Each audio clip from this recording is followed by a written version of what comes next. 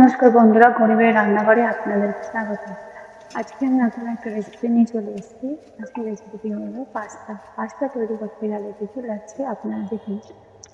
আমি পাস্তাটাকে সেদ্ধ করে রেখেছি, আগে থেকে সেদ্ধ করে রাখা পাস্তা।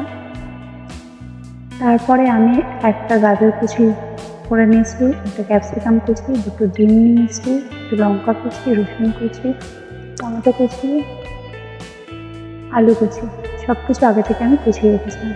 তারপর কিছু সস দেবো ওর মধ্যে, আপনারা দেখে নিন। এরপরে আমি দেবো chilli sauce, soya sauce, tomato sauce আর পাস্তা মশলা। ধরুন আমরা তৈরি করতে গেলে যদি করতে হবে আপনারা দেখে নিন। ফার্স্টে কড়াইটা গরম বসিয়ে দিয়েছি। গরম বসানোর পরে এর মধ্যে আমি সাদা তেল অ্যাড করে দিই।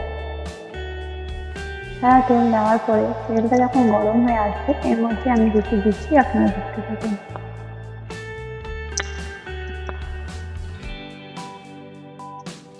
তেলটা গরম হয়ে এসছে, এবার আমি ফার্স্টে রসুন কুচিটা ওর মধ্যে দিয়ে দিই তেলের মধ্যে দেওয়ার পরে এরপরে কিছু দিচ্ছি, আপনারা দেখতে থাকুন। এরপর আমি আগে থেকে কুচিয়ে রাখা আলুটা অ্যাড করে দিচ্ছি।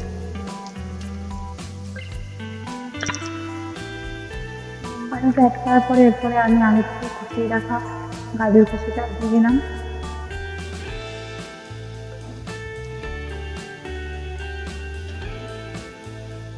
গাজর কুচি দেওয়ার পরে এবার আমি কেটে রাখা ক্যাপসিকাম কুচি, তারপরে এর মধ্যে দেবো কুচিয়ে রাখা পেঁয়াজটা,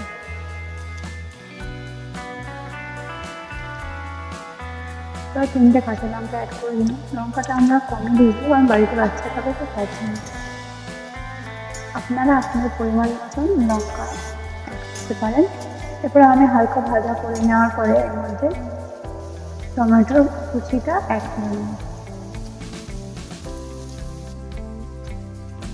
সব কিছু দেওয়ার পরে যে ভাজা হয়ে গেছে, এবার আমি পাস্তাটা ওর মধ্যে ঢেলে দিই। পাস্তাটা দেওয়ার পরে ভালো সুন্দর করে নেড়ে চেড়ে নেবো। হালকা নাড়াচাড়া করার পরে এর মধ্যে আমি আগে থেকে ডিম থেকে ভেজে রাখা ডিমটাকে আমি ওর মধ্যে অ্যাড করে দিই।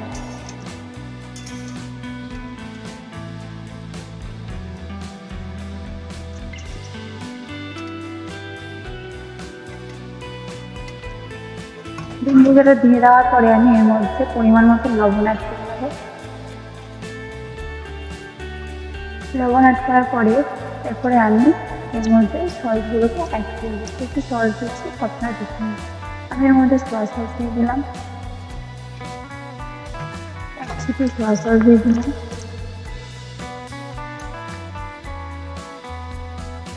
তারপর আমি সোয়া সস দেওয়ার পর এবার আমি দিয়ে দিলাম চিলি সস।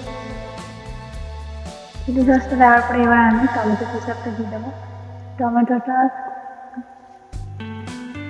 যাতে দুটোই ঝাল আর মিষ্টি দুটোর পরিমাণটা ব্যালেন্স করে রাখতে, তো আমি দুটো সসই অ্যাড করে দিয়েছি।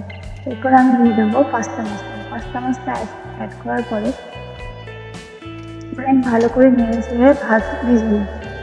সুন্দর একটা যে কালার আসছে, হালকা লাগছে, কালারটা আসার পরে পাস্তাটা আমাদের তৈরি হয়ে যাবে। পাস্তাটা আমাদের হয়ে এসছে, এর মধ্যে আমি সামান্য চিনি অ্যাড করে দিলাম যাতে সব কিছু ব্যালেন্স থাকে।